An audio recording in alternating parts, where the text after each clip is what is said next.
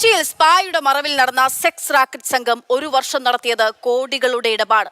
50-ലധികം സ്ത്രീകളെയാണ് ഇവർ കൊച്ചിയിലേക്ക് എത്തിച്ചത്. ഇതിനിടെ കടവന്ത്രയിലെ അനാശാസ്യ കേന്ദ്രത്തിന്റെ ബനാമികളായ ASIമാരെ അറസ്റ്റിന് പിന്നാലെ സസ്പെൻഡ് ചെയ്തു. മാസങ്ങൾ നീണ്ട തയ്യാറെടുപ്പിന് ശേഷമായിരുന്നു ഓപ്പറേഷൻ മോക്ഷ.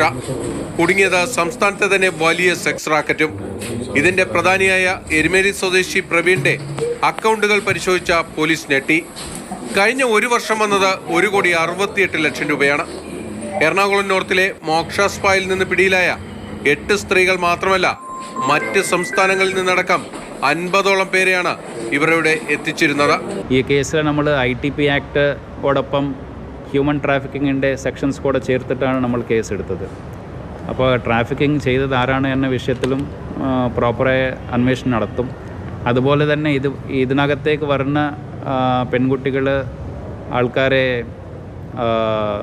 കുറച്ചുകൂടി കൗൺസിലിംഗ് ചെയ്തിട്ട് അവരെ ശരിയായ രീതിയിലേക്ക് പുറത്തേക്ക് കൊണ്ടുപോകാൻ പറ്റുമോ എന്ന കാര്യങ്ങൾ കൂടെ ആലോചിക്കുന്നുണ്ട്. തൃശൂർ സ്വദേശിയായ പ്രവീണാണ് സെക്സ് റാക്കറ്റിനെ നിയന്ത്രിച്ചിരുന്നത്. മുംബൈയിലേക്ക് കടന്ന ഇയാളെ പിടികൂടാനുണ്ട്.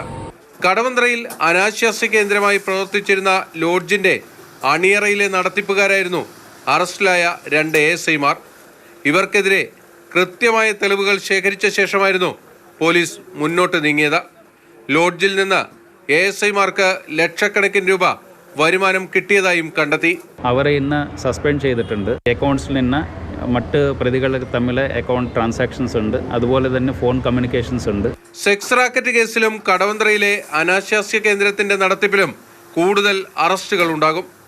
മാതൃഭൂമി ന്യൂസ്, കൊച്ചി.